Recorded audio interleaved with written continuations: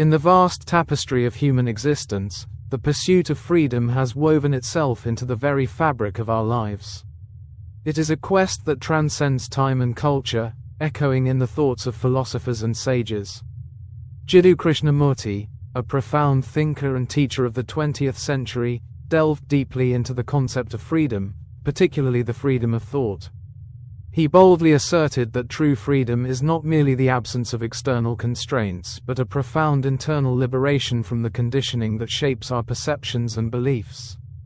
Consider this. According to a 2021 report by the World Health Organization, over 264 million people globally experience depression, a condition often born from a sense of disconnection and isolation, a stark reminder of the challenges many face in our modern society. In a world that promotes conformity, the essence of individual thought can become obscured. This is especially poignant in an age where social media platforms dictate our reality and echo chambers reinforce our biases. As Krishnamurti believed, it is no measure of health to be well adjusted to a profoundly sick society. Here, he invites us to reflect. Is our adherence to societal norms a sign of health, or is it a surrender to a kind of mental imprisonment? When we examine Krishnamurti's teachings, we find a call to awaken to our own thoughts, to question everything, ourselves, our beliefs, and the world around us. He implored us to realize that our thoughts are not our own.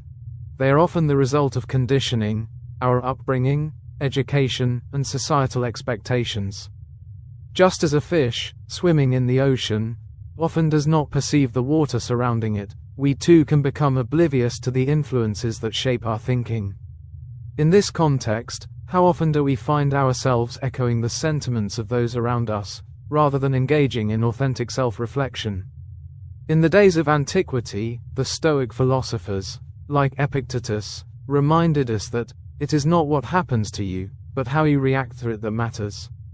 This profound understanding of agency speaks to Krishnamurti's insistence on the freedom of thought.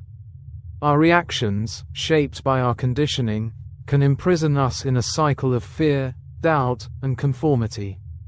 We often feel inadequate, overwhelmed by the complexities of life and the relentless demands of society. We look to others for validation, yet in doing so, we may sacrifice our own unique perspectives and insights. The modern world is replete with struggles that reflect this disconnection. Feelings of loneliness, exhaustion, and doubt permeate our lives. The Pew Research Center reports that nearly 30% of adults in the United States feel lonely, a condition that is all too often exacerbated by our reliance on digital connections over meaningful, face-to-face interactions. In this digital landscape, where curated images and perfectly crafted personas abound, the fear of not measuring up can breed a profound sense of inadequacy. Krishnamurti teaches us that the journey towards freedom begins within. He states, "The moment you recognize what is true, you will find that it is no longer a matter of choice." To truly understand ourselves, we must engage in a fearless inquiry into our thoughts and beliefs. This process requires courage, the courage to confront the uncomfortable truths that lie within us. It is in this confrontation that we begin to unravel the layers of societal conditioning that cloud our minds and stifle our spirit. In a world that constantly bombards us with messages of comparison and competition, it is crucial to remember that solitude can be a source of strength, not weakness. The existentialist philosopher Jean-Paul Sartre famously declared, "If you're lonely when you're alone, you're in bad company." Here, we find a profound truth. The ability to be alone with our thoughts, to embrace solitude, is a vital component of genuine freedom. In the stillness of our own company, we can begin to discern our true selves, separate from the expectations and judgments of others. This journey, however, is not without its challenges.